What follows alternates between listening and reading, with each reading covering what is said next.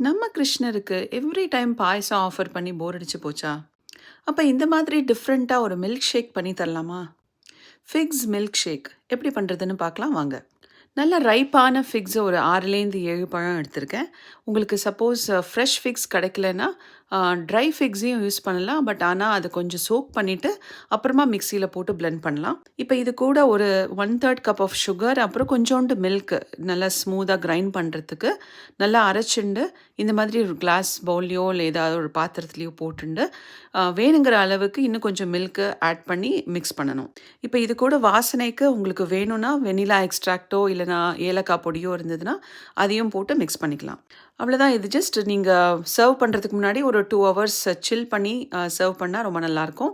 டாப்பிங்க்கு இதுக்கு எதர் ஆல்மண்ட்ஸோ இல்லைனா வந்து பிஸ்டாஷியோஸோ இருந்ததுன்னா போட்டால் ரொம்ப நல்லாயிருக்கும். அத்திப்பழம் ரொம்ப நல்லது உடம்புக்கு.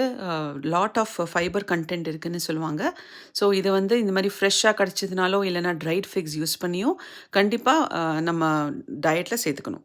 இதில் இன்னொரு டிப் என்னென்னா, இந்த மில்க் ஷேக் இன்னும் கொஞ்சம் எலிவேட் பண்ணணும்னா you can add ice cream also. Vanilla ice cream இல்லைனா ஃபிக்ஸ் ஐஸ்கிரீம் கிடைச்சா கூட அது கூட ஆட் பண்ணலாம். ரொம்ப நல்லாயிருக்கும். நீங்களும் கண்டிப்பாக ட்ரை பண்ணி பாருங்கள். எப்படி இருந்ததுன்னு கமெண்ட்டில் சொல்லுங்கள். Subscribe for more interesting recipes.